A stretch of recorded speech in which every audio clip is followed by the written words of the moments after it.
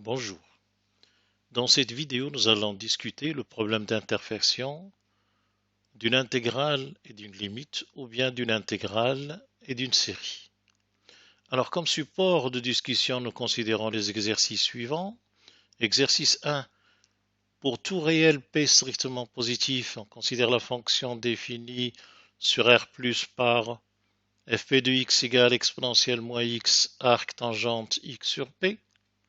Montrer que la limite quand P tend vers 0 étant strictement positif de l'intégrale de 0 à plus l'infini de fp de x dx est égale à l'intégrale de 0 à plus l'infini de la limite quand P tend vers 0, P étant strictement positif de fp de x dx. En déduire la limite quand P tend vers 0, P étant positif strictement de l'intégrale de 0 à plus l'infini de fp de x dx. Alors, nous avons ici deux variables, x et p. Notons d'abord que la fonction fp de x est aussi bien une fonction de x que de p.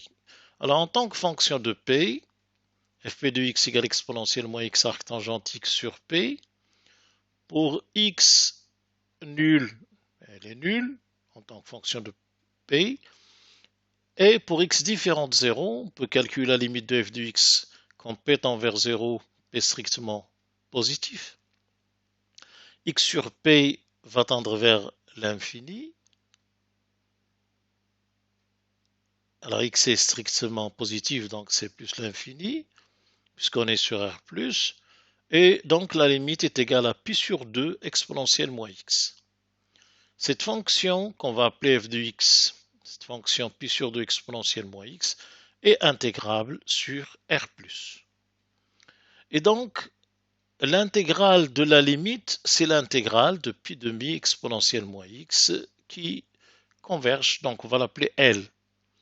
Donc nous devons démontrer que la limite de l'intégrale de 0 à plus l'infini de fp de x dx est égale à cette limite L. Alors pour cela, nous allons appliquer le théorème de convergence dominée, mais ici, nous savons que P est réel et nous allons appliquer le théorème de convergence dominée avec un entier naturel. Alors, pour cela, nous allons profiter de la caractérisation séquentielle d'une limite. La limite quand P tend vers 0, P étant réel strictement positif de l'intégrale de 0 à plus l'infini de fp de x dx est égale à L si seulement si pour tout de suite Pn de réel strictement positif qui converge vers 0, la limite quand n tend vers l'infini de l'intégrale de 0 à l'infini de f indice Pn de x dx est égale à L. Donc au lieu de prendre P qui tend vers 0, nous allons prendre n'importe quelle suite Pn, Pn étant dans R étoile plus, avec la limite de Pn quand n tend vers l'infini égale 0. Alors donc, si Pn est une telle suite, nous allons poser Gn égale f indice Pn, et g de x c'est la limite quand n tend vers l'infini de f indice Pn de x, qui est la même que la limite quand P tend vers 0 de f indice P de x, c'est-à-dire pi sur 2 exponentielle moins x. Et donc le problème est ramené à montrer que la limite quand n tend vers l'infini de somme de 0 à plus l'infini de Gn de x dx égale l'intégrale de 0 à plus l'infini de la limite de Gn de x dx, la limite quand n tend vers l'infini de Gn de x dx. Et là, évidemment, on pense au problème ou théorème de convergence dominée. Alors, les Gn et G sont continus sur R+. On voit bien que Gn c'est f indice Pn et f indice Pn c'est exponentiellement x arc tangente x sur P et les bien continus sur R+. G c'est pi sur 2 exponentiellement x et les continus sur R+. Et donc, nous avons ici la valeur absolue de Gn de x, c'est-à-dire la valeur absolue d'exponentielle moins x arc tangente x sur Pn, est majorée par pi sur 2 exponentielle moins x, car arc tangente, ici x est positif, et arc tangente est majoré par pi sur 2 sur R+.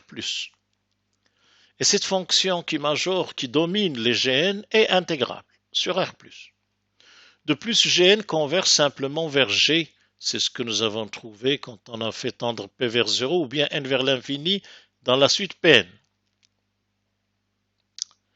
Par conséquent, le théorème de convergence dominé nous dit que la limite quand n tend vers plus l'infini de l'intégrale de 0 à plus l'infini de Gn de x dx est égale à l'intégrale de 0 à plus l'infini de limite de Gn de x dx quand n tend vers plus l'infini.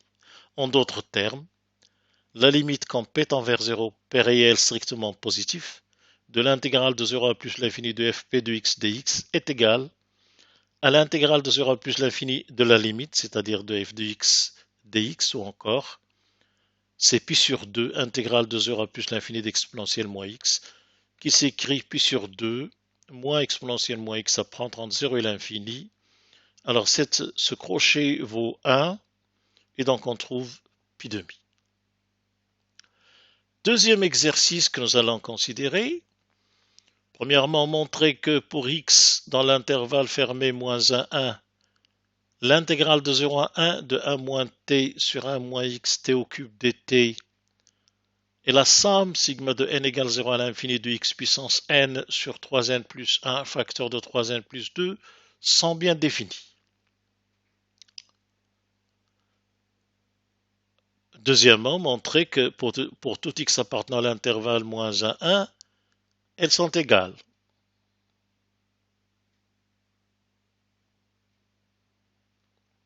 En déduire la valeur de la somme sigma de n égale 0 à l'infini de 1 sur 3n plus 1, 3n plus 2. Alors, premièrement, nous allons étudier l'existence de l'intégrale somme de 0 à 1 de 1 moins t sur 1 moins x t cube dt. X est entre moins 1 et 1. Alors, au voisinage de 0, il n'y a aucun problème. Quand t tend vers 0, la fonction tend vers 1. Par contre, pour x égale 1, d'abord, si x est différent de 1, on va voir la limite quand t tend vers 1, c'est 0 en haut, 1 moins x en bas, donc la fonction tend vers 0, pas de problème. Si x égale 1, la fonction s'écrit 1 moins t sur 1 moins t cube. N'est pas définie en 1, mais on peut la simplifier en 1 sur 1 plus t carré. Et donc, elle admet pour limite, quand t tend vers 1, 1 tiers. Par conséquent, elle est toujours prolongeable par continuité en 1. Pour x égale 1. Donc, f est prolongeable par continuité au point 1. Elle est donc intégrable sur l'intervalle 0,1 ouvert en 1. Donc, l'intégrale de 0 à 1 de 1 moins t sur 1 moins x t cube dt est définie. Pour ce qui est de la somme sigma de n égale 0 à l'infini x puissance n sur 3n plus 1, 3n plus 2, puisque x est entre moins 1 et 1, vous imaginez que la majoration est possible. On va majorer la valeur absolue de x par 1, puissance n par 1, et minorer 3n plus 1 fois 3n plus 2 par 9n au carré. Or, la série sigma de 1 sur 9n au carré converge, série de Riemann, donc notre série converge, quel que soit x entre moins 1 et 1. Enfin, montrant l'égalité entre l'intégrale et la somme de la série. Étudions d'abord la fonction qui est sous le signe somme. Si t est entre 0 et 1, t différent de 1, et x est dans le segment moins 1, 1, x fois t au cube en valeur absolue strictement inférieure à 1, car t n'atteint pas la valeur 1. Et donc on peut développer 1 sur 1 moins x t cube en série entière. C'est la somme de n égale 0 à l'infini de x t cube puissance n. X t cube puissance n ici. Donc ça va faire, ici x puissance n, t puissance 3n. Alors de même, si on multiplie par t, ça fait x puissance n, t puissance 3n plus 1. Et enfin, quand on fait la différence, là, nous avons un n ici, un n là. Quand on fait la différence, 1 moins t sur 1 moins x t cube, on trouve sigma de n égale 0 à l'infini de x n t puissance 3n moins x puissance n t puissance 3n plus 1. Ou encore sigma de n égale 0 à l'infini de x n fois t puissance 3n moins t puissance 3n plus 1. Nous allons poser fn égale x puissance n, facteur de t puissance 3n moins t puissance 3n plus 1. Donc on voit bien que notre fonction de départ est la somme des fonctions fn. Alors si on intègre fn entre 0 et 1, on va intégrer donc x puissance n fois t puissance 3n moins t puissance 3n plus 1, ce qui va donner t puissance 3n plus 1 sur 3n plus 1 moins t puissance 3n plus 2 sur 3n plus 2 à prendre entre 0 et 1.